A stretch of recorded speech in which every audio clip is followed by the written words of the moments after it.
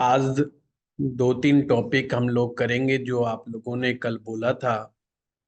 एक तो सोया हुआ भाव और सोए हुए ग्रह का क्या कंसेप्ट है लाल किताब में, इस चीज को समझना है।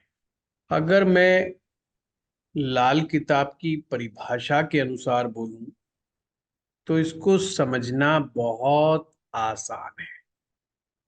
कुंडली में जो 12 भाव हैं, तो आपने कोई ऐसा भाव ढूंढना है जिसमें कोई भी ग्रह बैठा हुआ ना हो।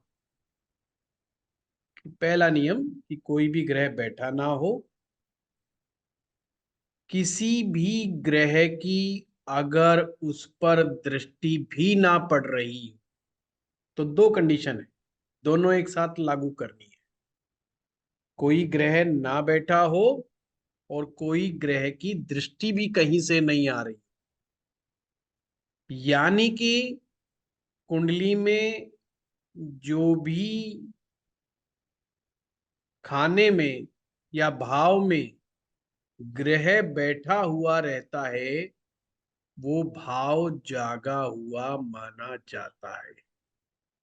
या जिस भाव पर किसी ग्रह की दृष्टि पड़ रही हो वो भाव भी जागा हुआ माना जाता है। अब ये जागे हुए और सोए हुए का क्या कंसेप्ट बना, ये भी बहुत सिंपल है।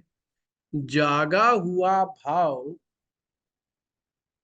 आपको खुल करके अपने परिणाम दिखाता है, और जो सोया हुआ जो भाव होता है वो अपना परिणाम या तो दिखाता ही नहीं है या बहुत कम मात्रा में दिखाता है, या उस भाव से मिलने वाली चीजें इंसान को बहुत ज्यादा स्ट्रगल के साथ प्राप्त होती है।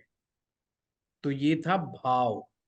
जो 12 भाव हैं, ये भाव के सोने की और जागने की बात को मैंने आपको बता दिया।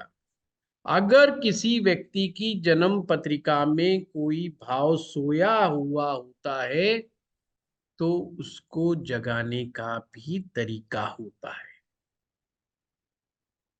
तो सभी लोग अपनी अपनी कुंडलियां बना लें ताकि पता चल जाए। सिर्फ दो ही चीज पता करनी है, कोई ऐसा खाना, कोई ऐसा भाव क्या है जिसमें कोई भी ग्रह ना बैठा हो या किसी ग्रह की दृष्टि ना आती हो। ये तो एक पार्ट अलग हो गया, उस पर भी बात करेंगे कि कैसे जगाना है।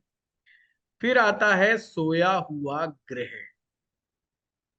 सोया हुआ ग्रह के ऊपर भी वही चीज है कि जिस ग्रह के साथ कोई भी ग्रह ना बैठा हो, ना ही कोई उसको देखता हो, मतलब वो एकांत में अलग से पड़ा हो, तो वह ग्रह सोया हुआ माना जाता है। पर सोया हुआ ग्रह मिलना बहुत मुश्किल होता है, ये भी मैं साथ कह दूं। जैसे कोई ग्रह सोया हुआ मिलना बहुत मुश्किल होता है, क्योंकि ग्रहों का कंसेप्ट ये है कि वो जीवन में कुछ ऐसे काम होते हैं जिनको करने से या उनकी उम्र आने पर वो ग्रह, सोया हुआ ग्रह अपने आप ही जाग जाता है। अब इसमें यहाँ पे एक नियम और डाल दिया, इसलिए मैं कह रहा हूं मैक्सिमम लोगों का ग्रह जागे रहते हैं। ये जागे हुए सोए हुए का कोई बहुत वो नहीं है, मैक्सिमम लोगों के ग्रह जागे रहते हैं। उसका नियम क्या बना दिया, अगर कोई भी ग्रह जो भी अपने पक्के घर में बैठा है, मतलब अपनी उसमें बैठा हुआ है, जैसे कि सूरज पहले भाव में बैठ जाए तो कोई प्रॉब्लम ही नहीं है। अब बेशक उसको कोई उसके साथ नहीं बैठा, उसको कोई देख नहीं रहा है, फिर भी वो जो माना जाएगा वो जागा हुआ माना जाएगा। इसी प्रकार से बृहस्पति दूसरे भाव में बैठा हो, पांचवें में बैठा हो, नौवें में बैठा हो, 12वें में बैठा हो तो भी जागा हुआ माना जाएगा। तीसरे भाव में मंगल बैठा हो तो जागा हुआ माना जाएगा। चौथे भाव में चंद्रमा बैठा हो तो भी जागा हुआ माना जाएगा। इसी प्रकार से आपके 7वें भाव में बुध और शुक्र बैठे या छठे में बुध बैठा हो, बुध उच्च का हो जाएगा छठे में, तो जागा हुआ है, बेशक उसको कोई ना देखे। इसी प्रकार से मंगल और शनि यदि 8वें में बैठ जाए, 9वें का तो बता ही दिया मैंने गुरु, 10वें और 11वें में शनि बैठ। अब ये ग्रह इन खानों में यदि बैठ गए तो ऑटोमेटिक जागे हुए, बेशक उनको कोई देखे ना देखे, कोई ग्रह बैठा हो ना बैठे। फिर से बता रहा हूं, पहले में सूरज, दूसरे में गुरु, या 5वें में गुरु, या 9वें में गुरु, या 12वें में गुरु, तीसरे में मंगल, चौथे में चंद्रमा, छठे में बुध, 7वें में बुध या शुक्र, 8वें में मंगल शनि, 10वें और 11वें में शनि अगर बैठे हैं तो भी ये जागे हुए माने जाएंगे। अब चलो हम में से कोई ऐसा मिल भी गया किसी कुंडली में कि साहब उनका इन खानों में भी ये ग्रह नहीं बैठे और कोई ग्रह देख भी नहीं रहा, तो भी घबराने की जरूरत नहीं, क्योंकि लाल किताब कहती है कि गुरु ग्रह 16वें साल में जाग जाएगा। 16वें साल में गुरु जाग जाएगा, 22वें साल में सूरज जाग जाएगा, या जब व्यक्ति पहली बार नौकरी रोजगार के लिए जाएगा या सरकारी नौकरी लग जाएगी तो भी जाग जाएगा, उसमें भी दिक्कत नहीं है। चंद्रमा जब ही जाग जाता है जब आदमी पढ़ाई करने के लिए जाता है, और नहीं तो अगर वो पढ़ने नहीं जाएगा, स्कूल के लिए नहीं जाएगा, तो 24वें साल में ऑटोमेटिक जाग जाएगा। 25वें वर्ष में शुक्र जाग जाएगा, या शुक्र जब भी जाग जाता है जब पुरुष का किसी स्त्री से संपर्क हो जाता है तो भी शुक्र जाग जाता है। तो ये कोई फिक्स नहीं है, जरूरी नहीं कि भाई 25वें में जागेगा। मान लीजिए किसी व्यक्ति का विवाह 23वें वर्ष में हो गया, तो आपने ये पहले ही मान लेना है कि अगर इसका शुक्र सोया हुआ था तो वो जाग गया है, सोया हुआ शुक्र शादी के समय जाग जाएगा। और मान लो 25 साल तक की उम्र तक शादी नहीं हुई, अब शादी हुई 27वें साल में, तो आपने 25वें वर्ष के बाद भी शुक्र को जागा हुआ ही मानना है। इसलिए सोए हुए ग्रह मिलना बड़ा मुश्किल है। इसी प्रकार से मंगल ग्रह 28वें वर्ष में जाग जाता है। मंगल 28वें साल में जाग जाता है, ऑटोमेटिक जाग जाएगा। बुध ग्रह 34वें वर्ष में जाग जाता है, या बुध जब भी जाग जाता है जब आप कोई बिजनेस शुरू कर देते हैं। अब मान लीजिए कोई 27 साल का लड़का है, उसने बिजनेस शुरू कर दिया, अपनी दुकान शुरू कर दी, तो भी बुध जागा हुआ ही मानना चाहिए आपको कि अब जाग गया। जाग गया का मतलब एक्टिव हो गया है उसका, वो व्यापार के अंदर जो घुस गया बुध उसका एक्टिव हो गया है। और अगर वो बंदा व्यापार नहीं करता तो भी 34वें साल में बुध जाग जाएगा। या वो अपनी बहन की, बेटी की अगर शादी करता है, विवाह करता है, उसमें पार्टिसिपेट करता है, और जैसे कि हमारे सनातन धर्म में तो सारे करते ही करते हैं, तो भी बुध एक्टिव माना ही जाएगा। इसी प्रकार से शनि ग्रह 36वें वर्ष में स्वयं जाग जाएगा, या अपना मकान बनाने पे जाग जाएगा। अब मान लीजिए बंदे ने अपना बना मकान जो है 32वें साल में बनाना शुरू कर दिया, तो शनि जागा हुआ मानो। जब व्यक्ति का खुद का घर बन जाए तो समझो शनि जाग गया। राहु 42वें वर्ष में जाग जाएगा, या ससुराल वालों के साथ मिलके कोई काम धंधा शुरू कर दे तो भी जाग जाता है, साले के साथ मिलके काम धंधा शुरू कर दे तो भी जाग जाता है, साले के साथ बड़े अच्छे नजदीकी संबंध रहे तो भी राहु जागा हुआ ही रहता है, क्योंकि लाल किताब में राहु को साला कहा गया है। केतु 48वें वर्ष में स्वयं जाग जाएगा। अब आपने इस प्रकार से देखा कि कैसे हम लोग सोए हुए ग्रह को देखते हैं।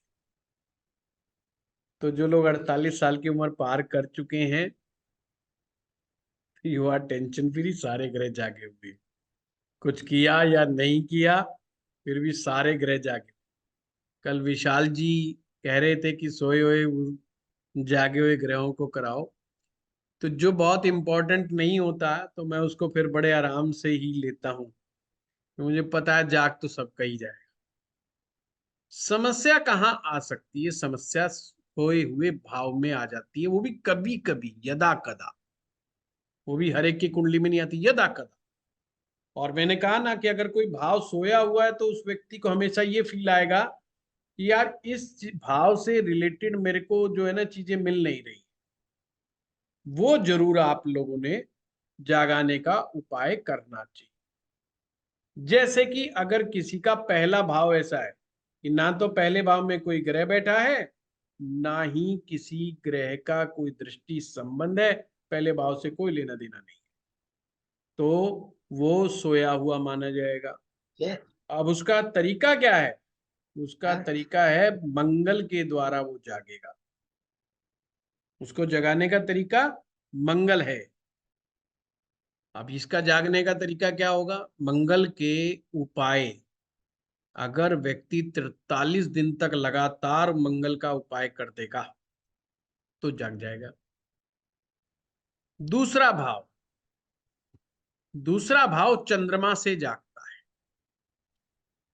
ये धन का भाव है तो चंद्रमा से जाग जाएगा, यानी कि चंद्रमा का उपाय करने से जाग जाता है। चंद्रमा का कोई भी उपाय करें जाग जाता है। और लाल किताब में तो बड़े अच्छे अच्छे उपाय बता रखे, बड़े आसान आसान। चंद्रमा को जगाने के लिए अपनी माँ के पांव छुओ, अपनी माँ का आशीर्वाद लो, अपनी माँ का कहना मानो, ऑटोमेटिक जाग जाएगा। तीसरा भाव सोया हुआ हो तो बुध ग्रह से जागे। कन्याओं की सेवा करना, कन्याओं को हलवा खिलाना, कन्या पूजन करना। इसी प्रकार से चौथा भाव यदि सोया हुआ हो तो चंद्रमा से जागेगा। दूसरा भाव और चौथा भाव चंद्रमा से की मदद से ही जागते हैं। पांचवा भाव को जगाने के लिए सूर्य की मदद ली जानी चाहिए, और छठे भाव को जगाने के लिए राहु की मदद ली जानी चाहिए। सातवां भाव शुक्र की मदद से जागता है, यानी शुक्र के उपाय करने से सातवां भाव जाग जाता है। सर राहु के ऊपर, राहु की मदद। आएंगे, हाँ हाँ, राहु से भी तो जगाना पड़ता है ना, वो बताएंगे आपको, चिंता मत करो। जी। आठवां भाव फिर चंद्रमा से जागेगा। सर एट किससे जागेगा? चंद्रमा से, मून। दूसरा भाव, चौथा भाव, आठवां भाव चंद्रमा से जागेंगे। नौवां भाव बृहस्पति से जागेगा। 10वां भाव शनि से जागेगा। 11वां भाव फिर बृहस्पति से जागेगा। यानी 9वां भाव और 11वां भाव को जगाने के लिए बृहस्पति की मदद ली जाती है, और 12वें भाव के लिए केतु की मदद ली जानी चाहिए। ये बहुत सिंपल है। अब सबसे पहले तो डायग्नोज करो कि आप फाइंड आउट करो कि कुंडली में कोई भाव ऐसा तो नहीं जो सोया हुआ है। जो भाव सोए उसका उपाय कैसे करना है। जब भी आपका जन्मवार, जो भी आपकी डेट ऑफ बर्थ पे जन्मवार हो, जैसे आज 7 तारीख हो गई, तो मान लीजिए 8 तारीख को किसी का, 8 जनवरी का किसी का जन्म है, और उसने देखा कि मेरा जो है दूसरा भाव जो है सोया हुआ है, तो उसको अपने हर जन्मदिन पर शुरुआत में ही लगातार 45 दिन तक चंद्रमा का उपाय कर देना है। यानी लगातार 45 दिन तक अपनी माँ के का आशीर्वाद लेना है। सिंपल सा। अगर मान लीजिए 5वां भाव सोया हुआ है, तो पिता का आशीर्वाद लें, सूर्य मंत्रों का जाप करें। सूर्य से रिलेटेड कोई भी अच्छी रेमेडी जब आप करना शुरू करेंगे तो वो जाग जाएगा। और एक कुछ ना समझ में आए कि मैं ग्रह का कौन सा उपाय करूं, तो आपको सबसे बढ़िया उपाय बता रहा हूं। 9 ग्रह का जो भी ग्रह है जिससे वो ग्रह भाव जागेगा, उसका मंत्र जाप शुरू कर। सिंपल। मान लो याद नहीं आ रहा, कुछ समझ में नहीं आ रहा, जैसे भी मोनिका जी ने कहा कि भाई राहु छठे को जगाना है, तो राहु से कैसे जगाएं छठा। पहली बार तो जगाने की कोशिश ना करो, काहे को जगाना, पड़ा पड़ा रहना। अब फिर भी जगाने का मन कर ही रहा है, कुछ ज्यादा ही मन कर रहा है, तो राहु को एक्टिवेट करना है, तो राहु का मंत्र जाप कर लो भाई। और राहु का तांत्रोक्त मंत्र करोगे, छठा एकदम एक्टिव हो जाएगा। इसीलिए तो जो है ना, कहा जाता है ये राहु के मंत्र जल्दी से स्वयं नहीं करने चाहिए, बिना मतलब के इनसे प्रॉब्लम हो जाती है। तो आपको आज पता चला छठा एक्टिव हो जाता है। छठे को एक्टिव जब ही करो जब सामने वाले से खामखाई कंपटीशन में खामखाई की गर्दन फंस जाए। इसको बैठे बिठाए एक्टिव करने की आवश्यकता नहीं होती है। अगर केतु से एक्टिव 12वें को करना है, पहली बात तो प्रश्न उठता करना ही कहीं को है, और फिर भी करना है तो डॉग्स को फीडिंग करना शुरू। डॉग्स फीडिंग नहीं समझ में आती, गणपति जी के मंत्र का जाप करना शुरू। अब यहाँ पर एक ही स्थिति के अंदर मुझे समझ में आता है कि 12वें को एक्टिव करने की जरूरत होती है, क्योंकि 12वां भाव सैया सुख का है। अगर किसी तरह से फिजिकल रिलेशनशिप में प्रॉब्लम आ रही है जिसकी वजह से संतान पैदा नहीं हो रही है, क्योंकि संतान का कारक ग्रह केतु है, तो 12वें को जगाने की आवश्यकता पड़ेगी, तो डॉग्स को फीड करना होगा और गणपति जी के मंत्र का जाप करो। एक और भी हम कार्य कर सकते हैं, उस ग्रह का रतन धारण करके भी एक्टिव किया जा सकता है। पर आगे मैं कुछ चीजें बताऊंगा, ये भी ध्यान में रखना है कि उसका असर किसी और भाव में भी पहुंच सकता है। सर इतना समझ में आ गया। ये सर गणपति जी का मंत्र का अगर हम करते हैं तो वो तो हर तरह से पॉजिटिव ही होगा ना, नॉट ओनली हाँ, 10th हाउस को एक्टिवेट। जी जी जी जी जी।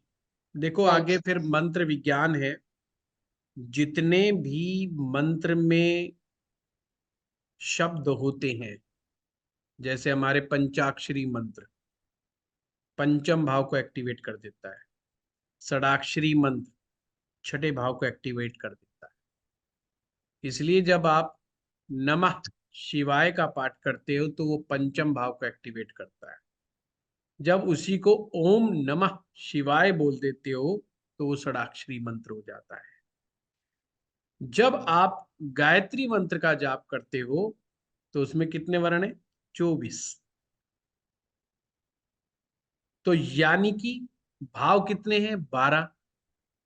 12 और 12। आप जब पहले भाव से 24 गिन करके देखो कहां पर आता है। इसलिए गायत्री मंत्र महामंत्र है। कोई 32 अक्षर का मंत्र है तो 12 से करके देखो, अष्टम भाव पे रिजल्ट आएगा। महामृत्युंजय मंत्र, समझ रहे हो बात को?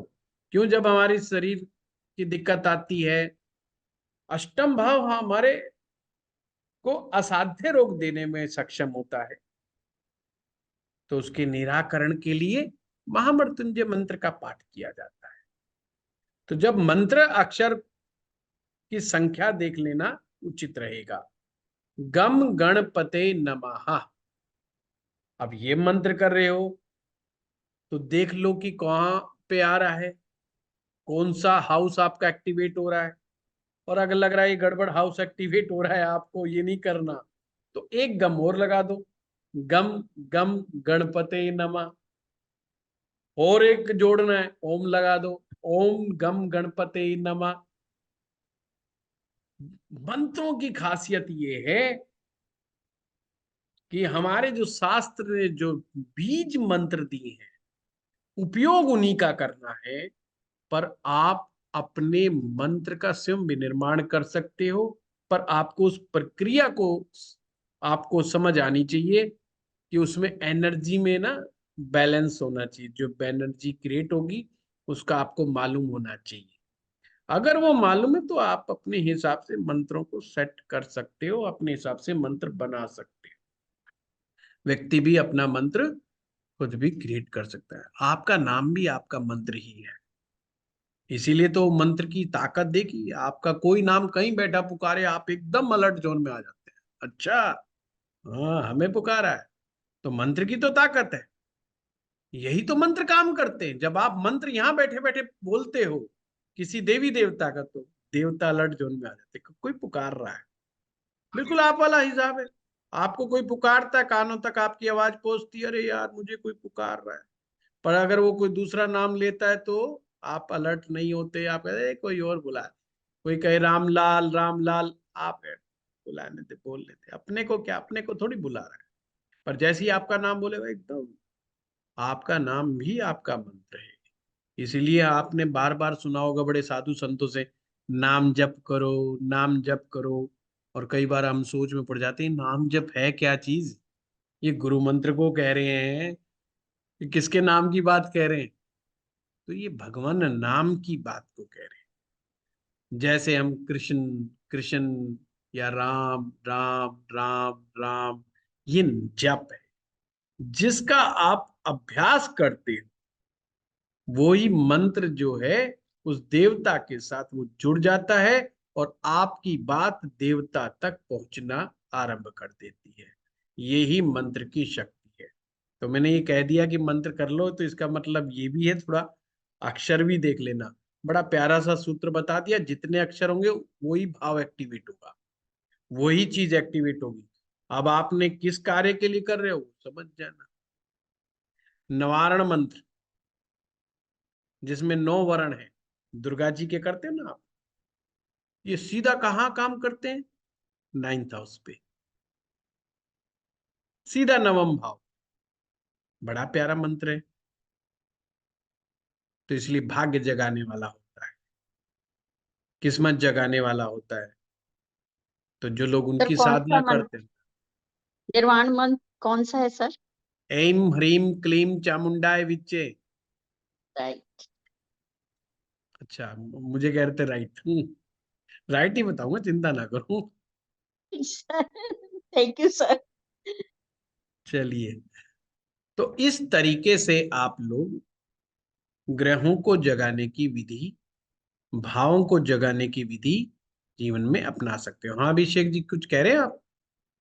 फिर हाँ आगे हाँ बढ़ते हैं। सर। हाँ सर, नमस्कार। एक क्वेश्चन है सर। बोलिए। हेलो। हाँ बोलिए बोलिए। हाँ सर, जैसे जैसे पहला घर जो है सातवें को देखता है, तो सर पहले घर को तो कोई देखता नहीं है। आपकी आवाज कट चौथा रही। घर 10वें को देखता है, तीसरा घर 9वें 11वें को रिफ्लेक्शन से देखता है। तो सर पहले घर को तो कोई देखता नहीं है, दूसरे घर को तो कोई देखता नहीं है, तो दूसरे घर को आठवां देखता है उल्टी दृष्टि से। बट सर जी, ये तो कहने का मतलब जैसे चौथे को कोई नहीं देखता है। हाँ कोई बात नहीं, मैं बताता हूँ, समझ गया मैं आपका पॉइंट। हेलो। समझ गया आपका पॉइंट अभिषेक जी, आवाज आ रही मेरी? हाँ सर, आ रही सर, आ रही। हाँ, हमारे यहाँ ग्रहों की टक्कर का कंसेप्ट भी है। अगर कोई ग्रह छठे में बैठेगा तो पहले भाव को टक्कर मारेगा, पहले भाव को टक्कर मारेगा। ठीक है। दूसरी बात, अगर कोई ग्रह साथ बैठा हो और अगर नहीं देख रहा तो सोया हुआ माने, कोई दिक्कत ही नहीं है। उसका उपाय है ना, आपने मंगल का बता दिया, सिंपल सी बात। हाँ सर। मैंने अभिषेक जी बता दिया कि अगर पहले घर में आप कह रहे हो कोई ग्रह नहीं बैठा हुआ है, क्योंकि पहले घर को कोई सर देखता नहीं है, तो नहीं देखेगा तो वो सोया हुआ माना जाएगा, या तो उस पहले घर में उस ग्रह के साथ कोई ग्रह आ जाए तो भी वो जागा हुआ माना जाएगा। ये क्या नेट में गड़बड़ होगी लग रहा है। ठीक है सर, ठीक। थैंक नेट यू में, सर। नहीं आ रही है चलो आवाज हम आप। उदाहरण सर एग्जाम्पल लेंगे, धीरे धीरे समझ में आएगा। लगता है नेट नेट में ठीक है सर। गड़बड़। नहीं सर, नहीं आपका सर, आपकी आपकी आवाज आवाज ठीक है सर। सही है। No problem sir. अच्छा अच्छा अच्छा, चलिए। और कोई किसी का क्वेश्चन तो नहीं हो? चले, हम बहुत सिंपल सा कंसेप्ट था, कोई ज्यादा टेंशन मत पालो, बढ़िया और नया कंसेप्ट सीख। सर सर एक चीज पूछनी थी। हाँ, ये जो हम एम रीम क्लीम चामुंडाई विचे, इसको काउंट कैसे करेंगे 9? इसके लिए मैंने मंत्रा एस्ट्रोलॉजी पढ़ाया है कुमुदनी जी, आप मेरी ऐप पे जाके वहां देखिए, क्योंकि बहुत बड़ा विस्तार हो जाएगा। लाल किताब से अच्छा, जाके तंत्र शास्त्र में घुस ठीक जाएंगे, ठीक है और सर। मेरे साथ ये बड़ी समस्या है। मैं सीधा घुस जाता हूँ फ्लाइट मोड में, बाद में याद आता है कि क्लास तो किसी और की चल रही थी। ठीक है सर बड़ी मुश्किल से ऑनलाइन पे मैंने काबू पाया अपने आप पर है। सर मैंने आपका वो वीडियो देखा है। हम्म। उसमें सर आपने बताया ओम है यिंग क्लिंग चामुंडा बिचे नरवान मंत्र, बट अभी आपने जी बताया आई यिंग क्लिंग बिचे, तो हाँ, दोनों में आप सर। 9 अक्षर गिनेंगे ना तो उसमें करा जाएगा। वो मैंने ओम जो बताया उसमें वो कुछ और समझाने के लिए बताया कि जो ग्रस्त साधक है, ओम लगाने से उसकी एनर्जी को बैलेंस कर। तो जब सर किसी ओम लगा। ग्रह के अंत में नमः लिख दिया जाता है, नमः शब्द जो है नपुंसक शब्द है, उसकी एनर्जी को कंट्रोल करने के तरीके हैं कि हम पीछे क्या लगा रहे हैं, हम आगे क्या लगा रहे हैं, ये वसट लगा रहे हैं, वसट लगा रहे हैं, बहुत सारे तरीके हैं, है ना। तो वो बहुत बड़ा एक अलग ही वो क्षेत्र है। तो अभी तो आपने सिंपल यही समझना है कि आपको अक्षर जो गिन लेने हैं, और वो अक्षर और नहीं समझ में आए तो जो नाम से याद है आपको, पंचाक्षरी मंत्र, षडाक्षरी मंत्र जो बड़े फेमस हैं, उनको ही समझ लेना। ठीक है। सर ओम लगाना है नहीं लगाना, ये मेरा एक क्वेश्चन। मैंने कहा ओम लोग जो है कौन लगाते कौन नहीं, मैंने वैसे उसमें बहुत डिटेल में बता रखा। ठीक है। ठीक। अगर थैंक यू आप तंत्र के माध्यम से जाना चाहते हैं, तंत्र में ओम मत लगाओ, एनर्जी कई थैंक यू गुना बढ़ जाएगी, सर। एनर्जी बहुत ज्यादा बढ़ जाती है। पर आप साधक होने चाहिए, आप में एनर्जी को कंट्रोल करने का मादा होना चाहिए, मतलब आप अभ्यस्त होने चाहिए मंत्र साधना के। अब मंत्र जाप का अभ्यास है नहीं, और वो बिना ओम लगाए घुस गया, अब वहां उसके साथ समस्या हो जाएगी। ये ध्यान रखना, मंत्र अथाह ऊर्जा देते हैं, मंत्र शांति नहीं देते। ये ध्यान रखना, मंत्र ऊर्जा देते हैं। इस कंसेप्ट को हमेशा दिमाग में रख। जब सर आप मंत्र का जाप करेंगे तो जो एनर्जी पैदा होगी, क्या आपका शरीर उस एनर्जी को अपने अंदर समा पाएगा? तो वो प्रश्न है। इसलिए मैंने कहा था शुरुआत में ओम से शुरू करें। ओम जो है एक ब्रह्म रूप है, ब्रह्म स्वरूप है, वो नेगेटिव नहीं है, वो बहुत पॉजिटिव है।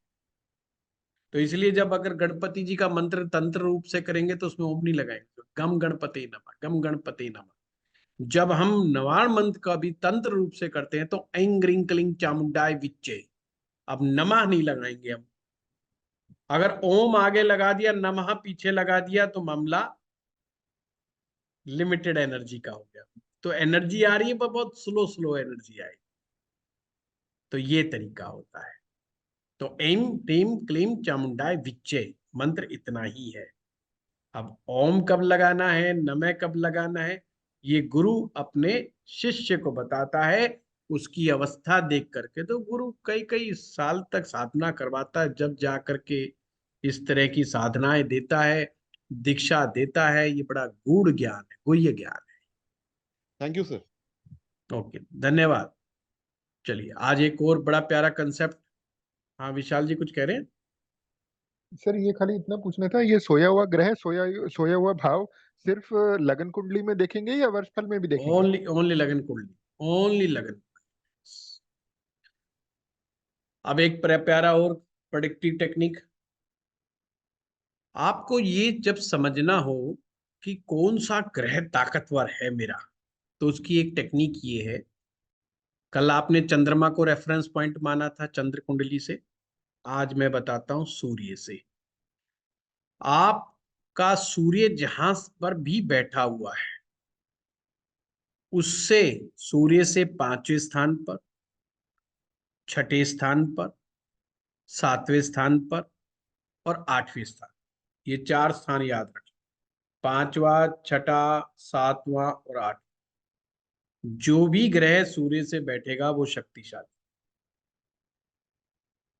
फिर से रिपीट कर रहा हूं, 5वां, 6ठा, 7वां और 8, जो भी ग्रह बैठेगा वो ग्रह ऑटोमेटिक ताकतवर है। जैसे कुछ भाव में जाकर के हमें है ना समझ में नहीं आता कि यार ये क्या है। जैसे कि सूरज मान लो लगन में बैठा है, अब लगन पे आते ही तो हमें समझ में आ गया भाई ये तो बड़ा ताकतवर हो गया।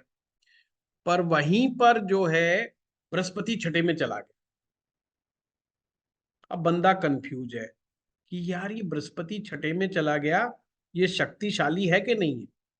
क्योंकि अगर बृहस्पति शक्तिशाली होगा तो पढ़ाई करेगा, ज्ञानी बनेगा, विद्वान बनेगा, पढ़ाइयां उसकी अच्छी होगी, रुपया पैसा भी कमा लेगा। तो हमने क्या गिना कि सूर्य से गिना, कहाँ बैठा है, 6ठा बैठा है, तो आपने सूर्य तो बृहस्पति को ताकतवर समझना है। अब इसी तरीके से मान लो शनि बैठा है 6ठे में, तो आप कहोगे नहीं शनि तो 6ठे में ठीक है जी ताकतवर होगा। उसी तरह से मंगल बैठा है, आप कहेंगे "हाँ, नहीं नहीं मंगल तो 6ठे में वैसे ही ताकतवर हो जाता है"। कंफ्यूजन जहां पर भी आपके आ जाए वहीं पर समझ लेना कि आपने वो देख लेना है और उसी हिसाब से आपने डिसाइड कर लेना। मान लीजिए चंद्रमा 6ठे में आ गया और सूरज पहले में बैठा हुआ है, तो चंद्रमा कैसा होगा, ताकतवर। ऑटोमेटिक अच्छा होगा सर। ऑटोमेटिक अच्छा नहीं बोलना, ताकतवर। ये ताकतवर मैं सर। ताकत का कंसेप्ट बता रहा हूँ। अच्छा एक अलग चीज है, लेकिन ताकतवर सर, होना एक अलग चीज लेकिन अगर है? सूर्य ही डैमेज हो हाँ, पहले से तो हमारे चाचा जी विधायक हैं, ये अलग चीज है। पर वो कितने अच्छे हैं ये अलग कंसेप्ट है। जी। चाचा विधायक है एक अलग बात है, और वो हमारे लिए कितना फेवर करते हैं ये बिल्कुल अलग बात है, हैं? तो ये कंसेप्ट बड़ा प्यारा कंसेप्ट है, इसको भी सूत्र समझ करके याद रखना। तो यहीं से आपको पता चल जाएगा कि कौन सा ग्रह शक्तिशाली, एक शक्तिशाली ग्रह को देखने का ये भी एक तरीका है। मान लिया सर 6, 7, 8 में कोई भी नहीं आता। नहीं आए तो मोनिका जी उसका क्वेश्चन नहीं है, नहीं आया तो नहीं आया। मैं नहीं बोल रही सर, मैंने तो अभी कौन बोला? क्वेश्चन ही नहीं किया। सर मैंने पूछा था। हाँ कुमुदनी जी, आप गड़बड़ करा दे तो बिना हैंड रेज करते हो, मैं फिर दूसरे को शुरू हो जाता हूँ। Right right. हाँ क्या कह रहे हो? चलो ठीक है, मैं चलो अब पूछू, आगे बढ़ो। मैं हाँ पूछू बोलो कुछ? बोलो। मैं ये कह रही थी कि अगर जैसे सूर्य फर्स्ट हाउस में बैठा हो, उसके साथ में उसके दुश्मन बैठे हो, तब भी ये कॉन्सेप्ट क्लियर रहेगा? हाँ बिल्कुल, हम देख रहे हैं। सूरज हम फर्स्ट हाउस में बैठा है, उसके राहु या केतु साथ में बैठा है, कोई कहीं बैठा, कोई कहीं बैठा हो, चाहे सूर्य राहु एक साथ बैठे हो, चाहे सूर्य शनि एक साथ बैठे हो, सूर्य से जो भी 5वां, 6ठा, 7वां, 8वां बैठेगा उसको ताकतवर ताकतवर। मानना है, जी जी ताकतवर ही मानना है उसको, ठीक जी है ना? गुरुदेव जी। ठीक है ठीक है। अब बेशक सूर्य पीड़ित ही क्यों ना हो, सूर्य नीच राशि में ही क्यों ना बैठा हो, तो भी यही सूत्र लगेगा। इसलिए बड़ा अकाट्य सा नियम बता दिया आप, ठीक है? अगर किसी का सूर्य 7वें में बैठा है और मंगल पहले में बैठा है तो मंगल ऑटोमेटिक ताकतवर है।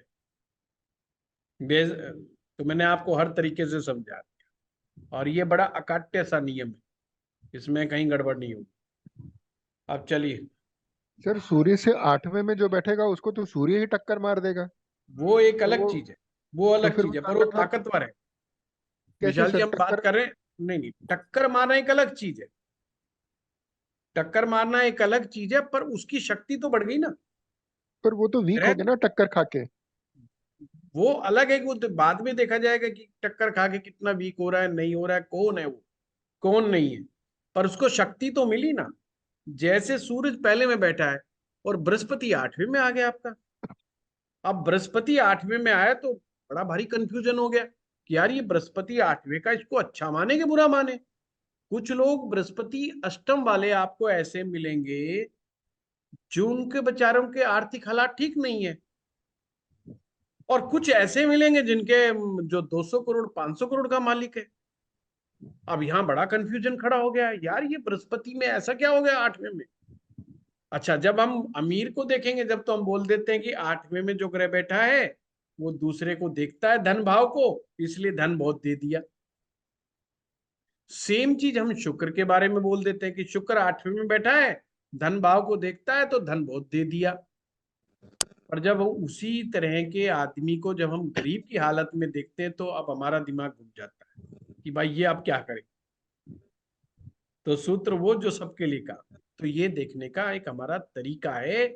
इसीलिए मैं कहता हूं ग्रह को केवल भाव में देख करके फलित ना किया जाए, पर 90% से ज्यादा लाल किताब ज्योतिष सीखने वाली कम्युनिटी उसी चीज का पीछा कर रही है कि कौन सा ग्रह किस खाने में बैठा है। और एक आधे बैच तो ऐसे हैं जिनको मैंने खुद से पढ़ा लिया, पर पट्टे वहीं के वहीं लगे कि उनको लगता है लाल वो ही है, और वो किसी निष्कर्ष पे नहीं पहुंच पाते। किसी निष्कर्ष पे नहीं, फलादेश करना बस की बात नहीं, फिर टीट टप्पे मारते रहते हैं, और वही जो लाल किताब में कोई जो फार्मूले टाइप के लिखे रहते हैं। जैसे एक कोई बोला कि, जैसे मैंने खुद ने भी बताया था कि मंगल चौथे में हो तो मामा के लिए कष्टकारी होता है,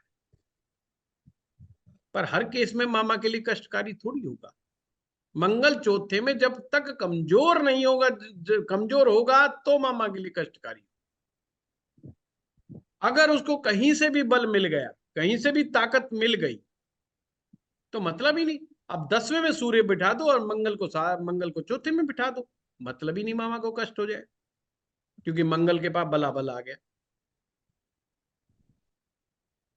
समझे कि नहीं समझे। और कुछ नहीं तो 11वें में ही बिठा दो सूरज को, मंगल को सूरज से ताकत मिल जाएगी। शुरुआत में जब मैंने आपको ग्रह बताए थे तो मैं हमेशा एक बात कहता था, आप ये देखो इन्हें अपने मित्र ग्रहों की मदद मिल रही है नहीं मिल रही। पर उस समय मैंने आप लोगों को ये नहीं बताया था ये मित्र ग्रहों की मदद मिलती कैसे है। तो ये वो चीजें मैं आपको बता रहा हूं कि मदद आ कहां से रही, ये बड़ा इंपॉर्टेंट। कल विशाल जी ने एक बात का जिक्र किया था कि ग्रहों का प्रभाव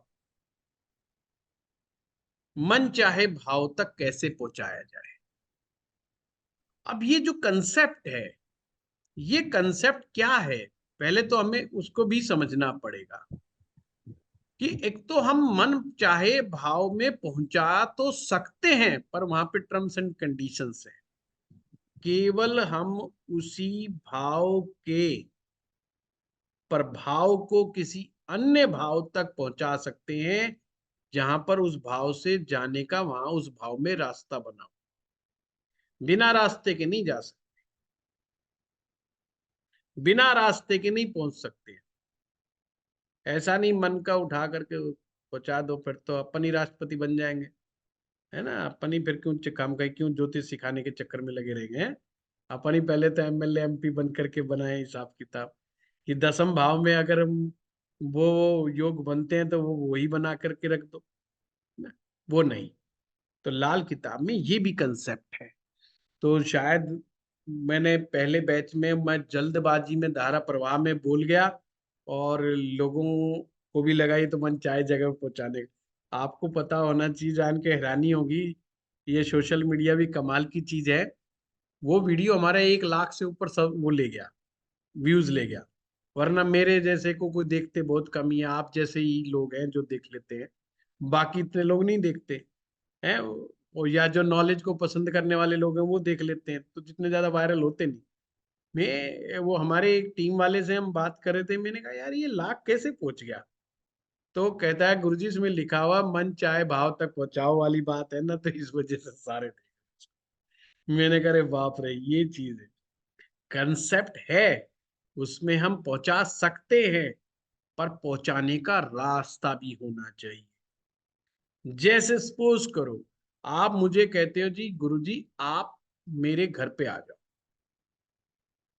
अब उसको आपको क्या करना पड़ेगा, आपको एक एड्रेस देना पड़ेगा, और फिर एड्रेस देने के बाद भी मुझे समझाना पड़ेगा कि ये रोड पकड़ो, ये स्ट्रीट है, ये यहाँ से पूछो, ये उसका अपोजिट लैंडमार्क है, फिर मैं पहुंच पाऊंगा।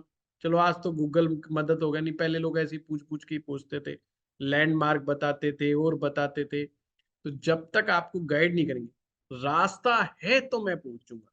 अगर रास्ता ही ना हो, कोई पहाड़ी के ऊपर बैठा हुआ है, वो कहता है जी ये तो पहाड़ से देख देख के ही आना पड़ेगा, अब रास्ता तो क्या पता है, अब पहाड़ के ऊपर है। तो थोड़ी देर में पंडित जी कहेंगे भैया अपने से तो बस की बात है, अपन तो वापिस हो, कौन पहाड़ पे चढ़ेगा इसके पास आने के लिए।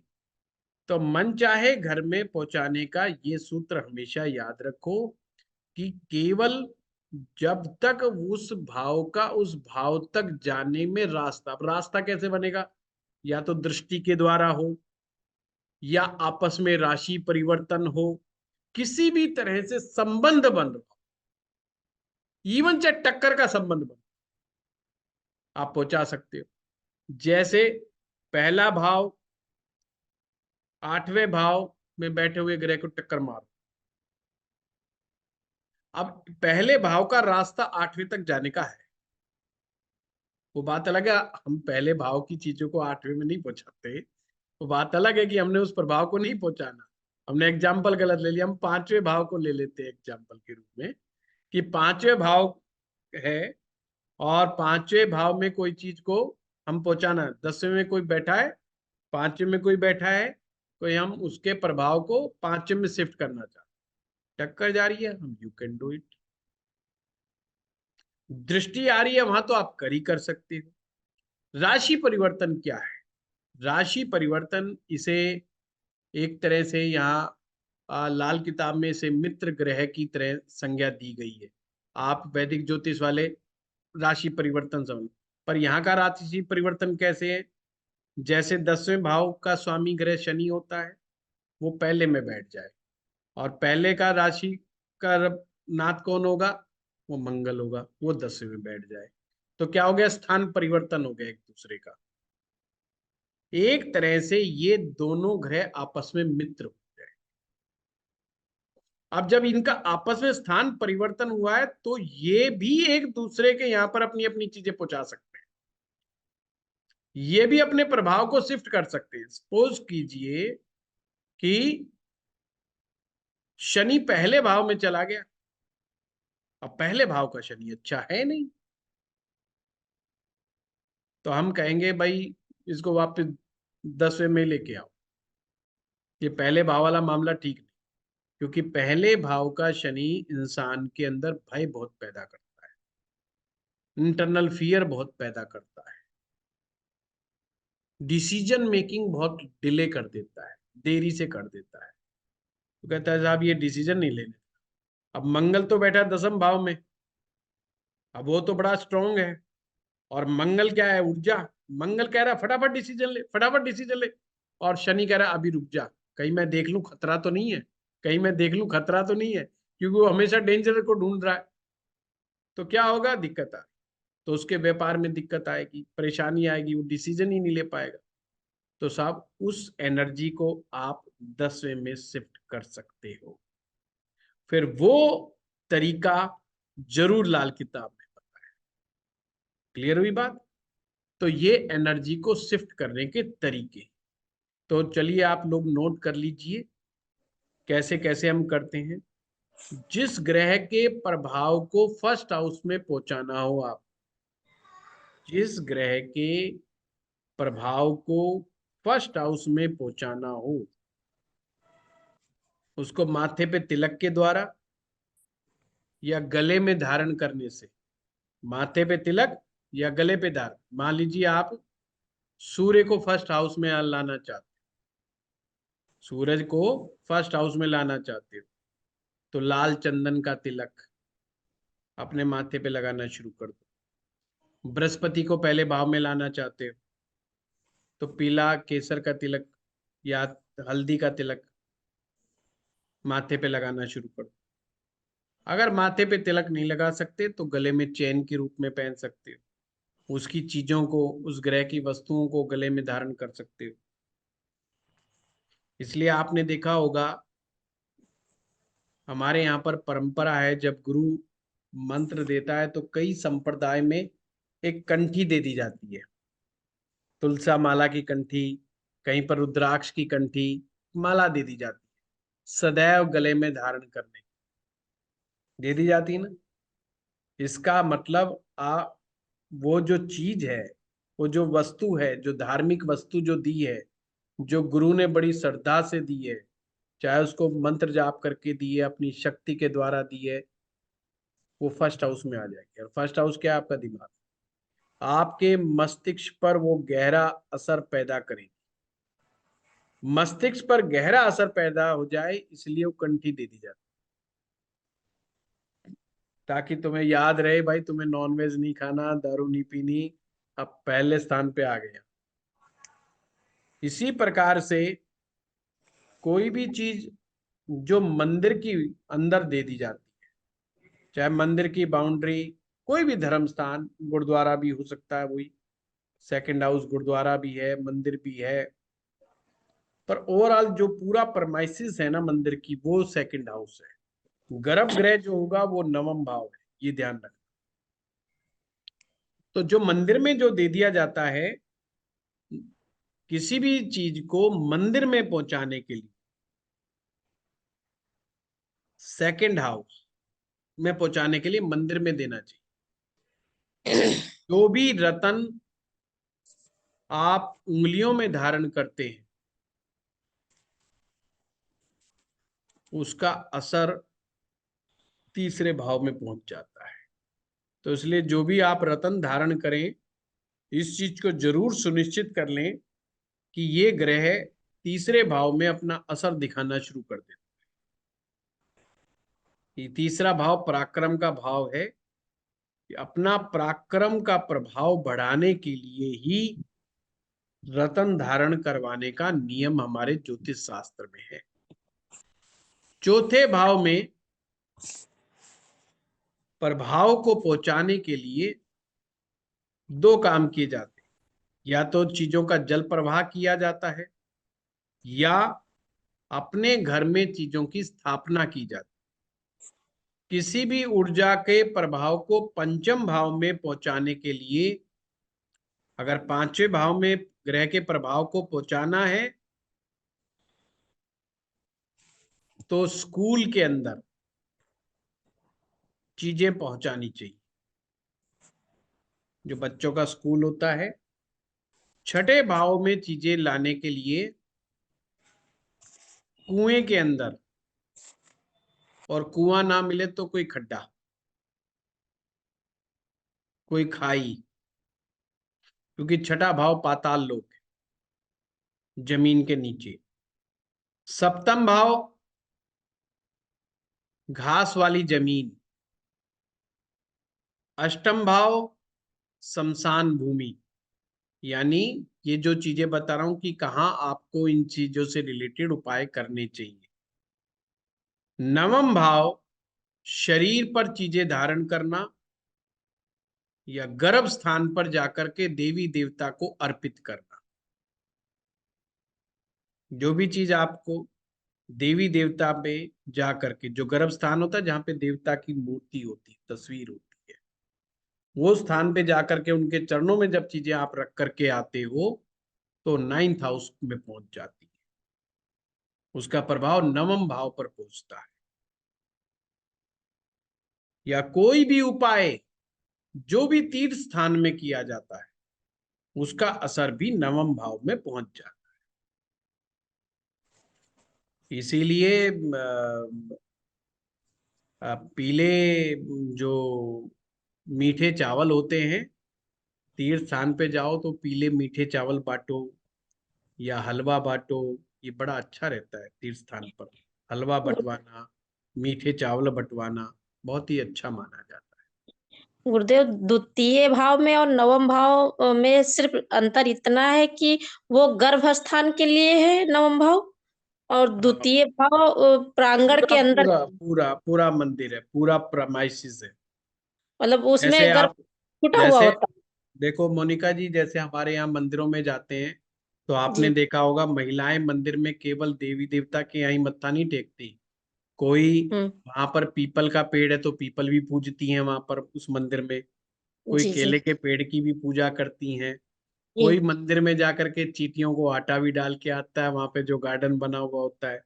जी। जो मंदिर की फरमाइशिश में जो भी उपाय हैं, जो जी। वे कर रहे हैं, अब उन्हें नहीं जी। पता कि वो उपाय समझ के नहीं कर रहे बेचारे, वो जो कुछ हाँ। भी समझ के कर रहे हैं उनको नहीं मालूम, पर हाँ, उनका सारा असर जो है वो सेकंड हाउस के ऊपर पड़ तो रहा है। सेकंड हाउस में जा रहा है। सेकंड हाउस में। इसलिए मंदिर के अंदर हम कहते हैं ना, मंदिर के अंदर बहुत सात्विकता से रहें, बहुत शुद्धता से रहें, कोई गलत आचरण ना करें, कोई गलत व्यवहार ना करें, क्योंकि ये धर्म स्थान है। जो जी। लोग मंदिर में रह करके या मंदिर के स्थान पे रह करके गलत कार्य करते, गलत का मतलब जुआ खेलने बैठ जाते हैं, कई बार आपने गांव में सुना होगा, दारू पी लेते हैं कुछ लोग, गलत लोग हैं, या कई बार मांसाहार का सेवन करने की कोशिश करते हैं, या कोई भी गलत एक्टिविटी जो कि सामाजिक रूप से, धार्मिक रूप से जो ठीक ना हो, वो मंदिर में नहीं करनी चाहिए, नहीं सेकंड हाउस बर्बाद हो जाता है एकदम। और सेकंड हाउस की बर्बादी जो है ये संभाले नहीं समझती। क्यों नहीं संभलती? क्योंकि सेकंड हाउस केवल आपका धन नहीं है, ये कुटुंब। आपका पूरा खानदान है, पूरा कुटुंब है, ये बर्बाद कर देने वाला होता है। इसीलिए तो हमारे सनातन धर्म में समझाते हैं हम अपने बच्चों को, भाई मंदिर में कोई गलत कार्य, ये मंदिर का स्थान है, बहुत दैवीय स्थान है, बहुत दिव्य स्थान है, इसका, इसकी मर्यादा का पूर्ण पालन होना चाहिए।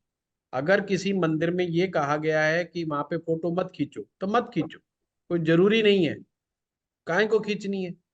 हमने देखते हैं कि जो है कुछ लोग इस चीज को नहीं मानते हैं, मंदिर में वहीं फोटो खींचो जहाँ पे अलाउड है, जहाँ पे नहीं है नहीं, वो भी एक मर्यादा है उस प्रशासन की, आपको काहे को खींचनी है भाई। अब देवी देवताओं से अगर आपका बड़ा ही प्यारा कनेक्शन है तो देवता बार बार बुलाएंगे, निश्चिंत रहें। आप अगर उनको याद करेंगे, आप उनसे आज्ञा लेंगे तो वो बार बार बुलाएंगे। तो आप ऐसा करो ना, बार बार आप आओ, इस बहाने आप तीर्थ स्थान पे जाओगे, इस बहाने आप मंदिर में जाओगे। फोटो ला करके घर में लगा कर रख लोगे तो फिर क्या होगा, दोबारा जाओगे ही नहीं तो क्या फायदा। तो हर तरह की मर्यादा का पालन करना चाहिए, नहीं तो सेकंड हाउस खराब हो जाता है, ये अंतर है। हाँ, सर 10वां फिफ्थ भाव हाउस तो गुरु जी, चौथा भाव का क्या बताया था? जल प्रवाह या घर में स्थापित करना चीजों को। अच्छा, ठीक है। फिफ्थ हाउस तो स्कूल है ना। स्कूल, स्कूल जहाँ पे विद्यार्थी पढ़ते हो, कोई भी कोचिंग इंस्टीट्यूट, कोई भी एजुकेशनल इंस्टीट्यूट, जहां पर भी शिक्षा दीक्षा का कार्य हो रहा हो। और आठवां सर, आठवां वाला? शमशान भूमि या अच्छा। वीराना। अगर अच्छा। शमशान भूमि में के नाम से कई लोग डर जाते हैं एकदम से, जबकि पता सबको है पहुंचना वही है ठीक तो उनको है। बता दो वीराना। 10वां भाव सरकारी बिल्डिंग, कोई भी सरकारी इमारत गवर्नमेंट से रिलेटेड। 11वें भाव में कोई भी ग्रह उच्च का नहीं होता, कोई भी ग्रह नीच का नहीं होता, इसलिए इसका कोई नियम नहीं। 12वां भाव आपके घर की छत। वैसे लाल किताब में 11वें भाव के लिए नियम नहीं लिखा, पर जो पहाड़ के ऊपर जो ये बने होते हैं ना जितने भी तीर्थ स्थल, ये सब 11वां भाव है। पहाड़ पर या ऊंचाई पर बने हुए तीर्थ स्थान, जैसे वैष्णो देवी है, हरिद्वार में जाओ तो मनसा देवी है, ये सब 11वें भाव से। तिरुपति बालाजी है। सर, सरकारी इमारत में क्या सरकारी स्कूल भी आएंगे? वो तो गुरु से रिलेटेड होते हैं गुरुदेव। सरकारी इमारत 10वां भाव है, पर जी। जब आप स्कूल में अगर वो चीज करेंगे तो वो उपाय 5वें में जाके शिफ्ट हो जाएगा, वो गुरु का स्थान हो जाता है ना। 5वें में जाके शिफ्ट हो। स्कूल को छोड़ के बाकी सरकारी इमारतें जो भी है। जी जी जी, है ना। सबसे बढ़िया बस स्टैंड, रेलवे स्टेशन, वहां कोई चीज खाने पीने की रखा हो। चलिए, 12वां भाव छत होता है आपकी, घर की छत। और अपना बेडरूम में बेड भी जो है ना, बिस्तर भी 12वां ही होता है? वहां कुछ स्थापित करने की जरूरत नहीं है। झगड़ा हो जाएगा। गुरुजी, जो अपार्टमेंट्स में रहते हैं वो छत पे कैसे रखेंगे? उनके लिए जरा छत बालकनी हो सकती है? उमेश जी, रखना ही कहीं को है 12वें में। हाँ, वो ये तो सिर्फ समझने के लिए है। देखो, वहां पे छत काम आएगी। छत 12वां है, तो उस पे कहते हैं वास्तु में काम आती है ये सब कंसेप्ट कि साहब आपको कूड़ा कबाड़ा छत के ऊपर नहीं रखना। कई बार क्या होता है कि हमारा जो सामान यूज नहीं हो रहा होता, हम उठा के छत पे डाल देते हैं। अब जो व्यक्ति जितना ज्यादा कंजूस होगा, उसके वहां उतना पुराना सामान मिलेगा। अब वो टूटी फूटी चारपाई और वो सीढ़ियाँ, जो भी मर्जी कुछ भी जो होगा, बोतल बातल जो भी, वो मतलब वो छत पे एक जगह इकट्ठे करते रहेगा, इस इंतजार में कि कभी कबाड़ी वाला आएगा तो बेचूंगा। अब कंजूस आदमी है तो उससे रेट भी सेट नहीं होता। जो कबाड़ी वाला बोलेगा वो 20 रुपये फालतू बोलेगा, तो वो कबाड़ी वाला भी आता जाता ही रहता है। तो लाल किताब के अनुसार वो सामान जो आपकी छत के ऊपर पड़ा है, वो एक प्रकार का आपने 12वें भाव में राहु शिफ्ट कर दिया।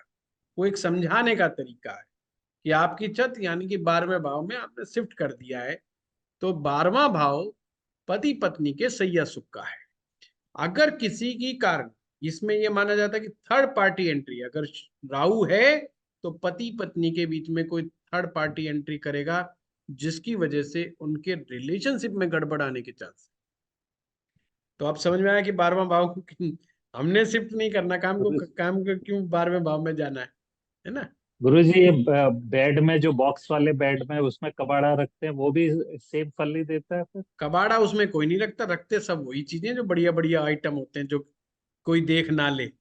हैं? तो कोई कबाड़ा नहीं होता, उसमें तो यूजफुल चीजें होती है, ढेर सारे कपड़े होते हैं, ज्वेलरी। ननद ननद की जहां पर निगाह ना पड़े वो स्थान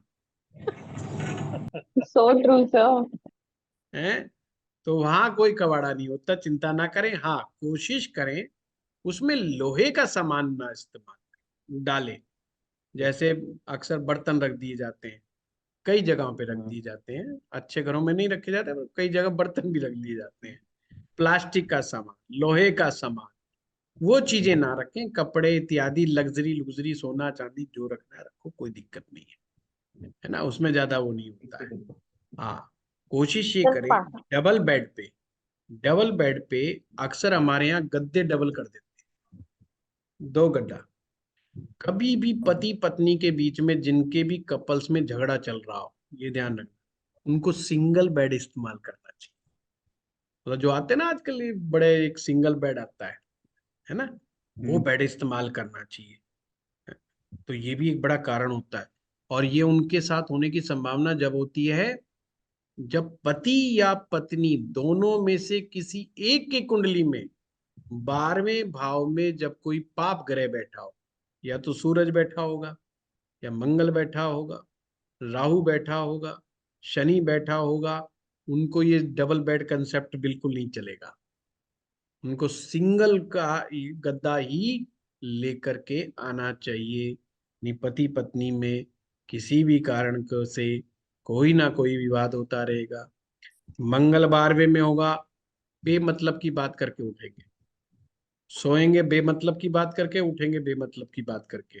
मतलब झगड़ा किसी और का होगा, पड़ोसियों का, लड़ेंगे खुद दोनों। तो ये मंगल का कारण है।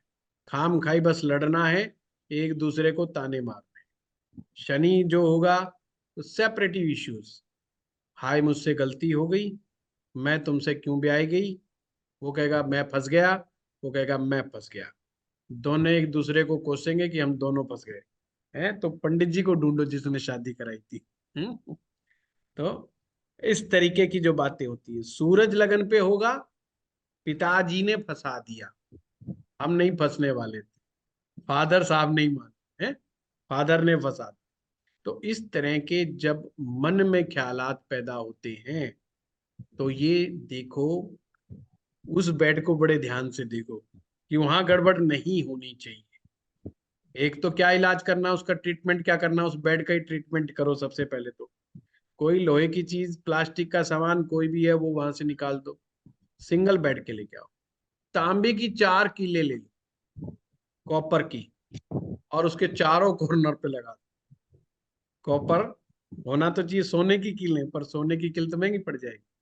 तांबे की कीलें लगा दो, उससे भाग नहीं पाएंगे दोनों पार्टियां फिर, है नहीं तो भागते देर भी नहीं लगाती।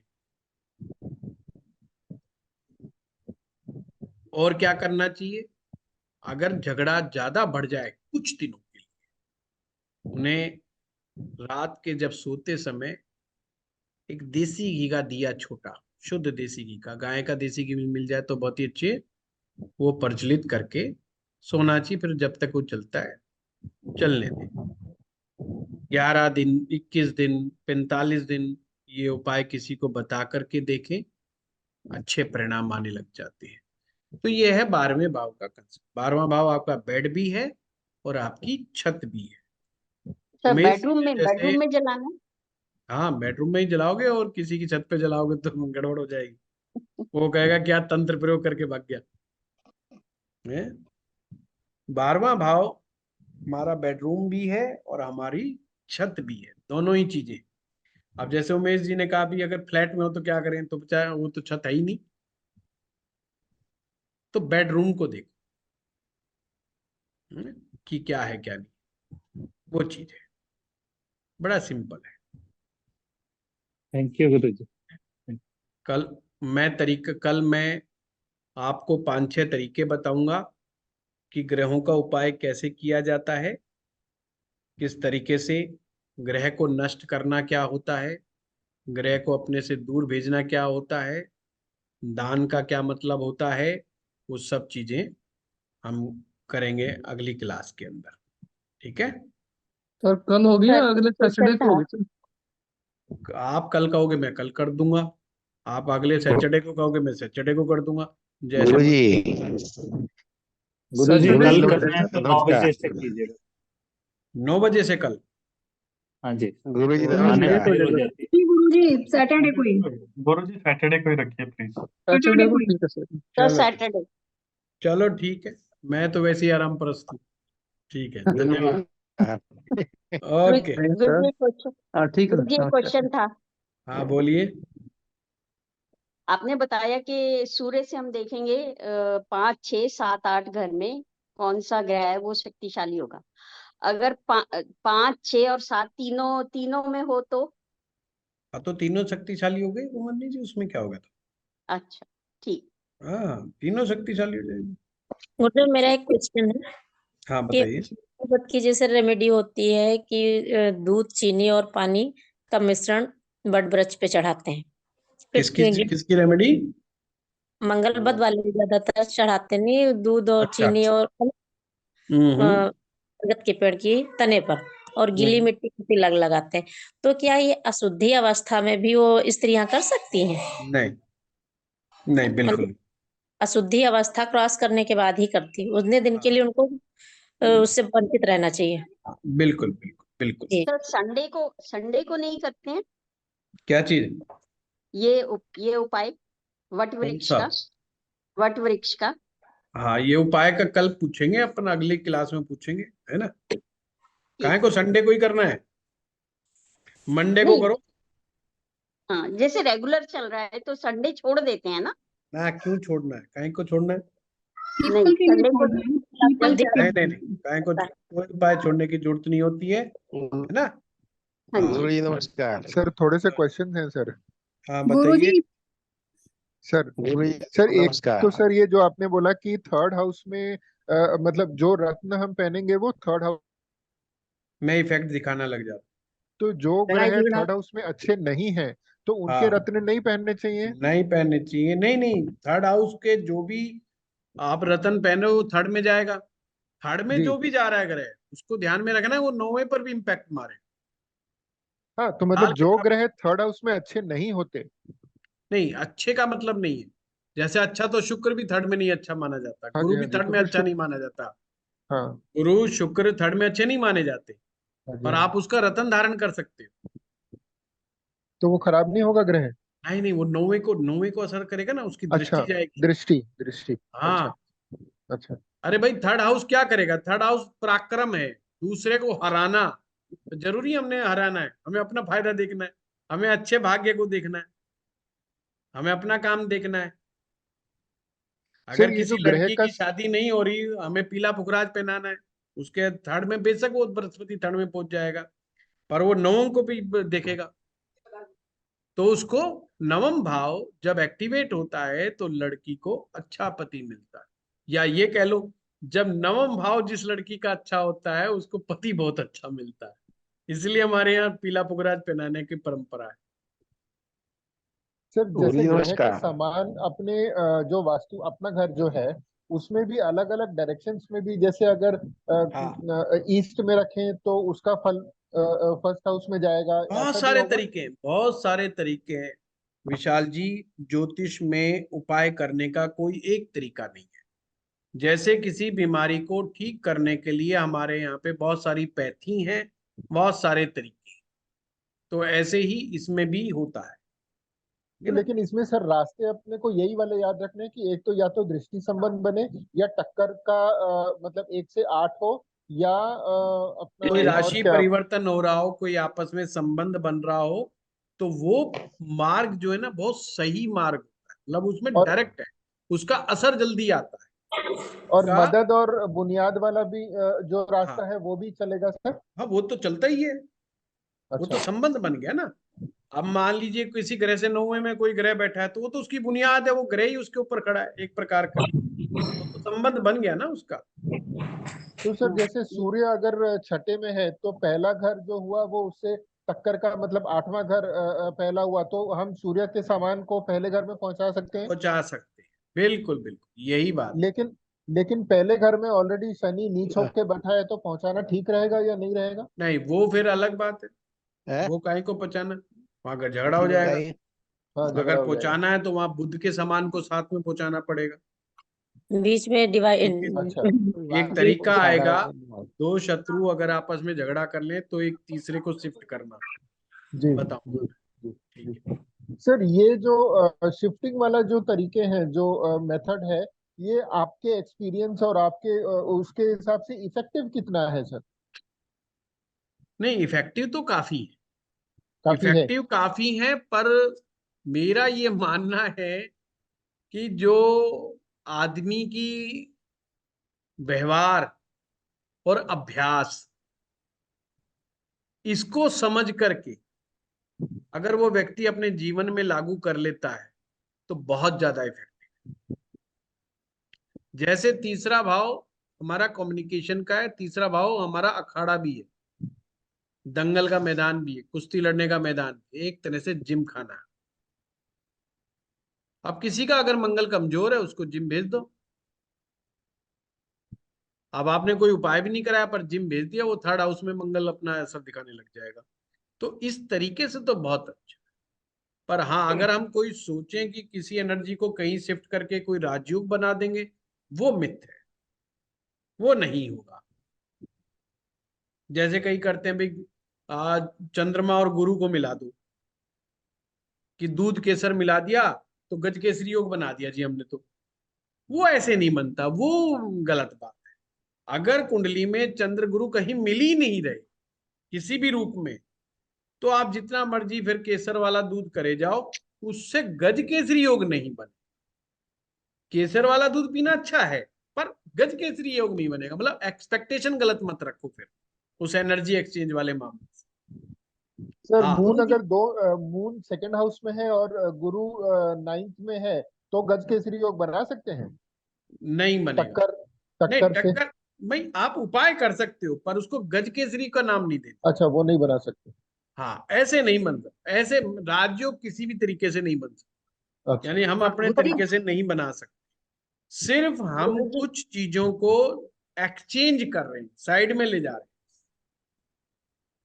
इसे ही एक प्रकार से जिसको कह सकते हैं ना कि हम लाइफ चेंजिंग कंसेप्ट, जो लाल किताब का वो यही है कि हमने लाइफ को चेंज कर लिया। अगर हमें लगता है कि हमारा लगन पे मंगल बैठ करके हमें झगड़ा करवाता है, तो उसको तीसरे भाव में ले जाओ, अब तीसरे भाव में ले जाने का मतलब ये नहीं कि वो सारा का सारा वो पहले में ही असर रखना है उसने, पर उसकी एनर्जी, जिम जाओगे तो उसकी एनर्जी थर्ड में काम करने लगी, वो अपने शरीर पे काम करेगा। दसम में ले गए आप दसम में ले जाओ, बहुत अच्छा है। अगर आपका अपने वर्क प्लेस पे काम करने का मन ही नहीं करता, आप अपने वर्क प्लेस के ऊपर जाते हो और आपका झगड़ा हो जाता है, तो एनर्जी को आपको 10th हाउस में डालने की जरूरत है। या आप कहते हो कि मेरे वर्क प्लेस पे मेरी कोई नहीं मानता जी, मेरे नीचे वाले तो मेरी सुनते ही नहीं, इसका मतलब आपकी कमांडिंग पावर बहुत कमजोर है, बहुत वीक है।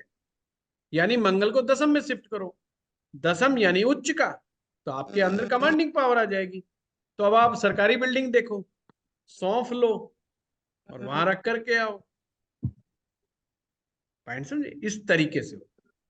सर अगर गुरु और चलिए अब सर जाने दीजिए, 8:53 हो गए। धन्यवाद। एक क्वेश्चन है सर, गुरु और ठीक है सर, सूर्य गुरु को जी। अगर हम दोनों कोई गुरु क्वेश्चन जी नहीं लिया जाएगा। नमस्कार, हाँ धन्यवाद, जी।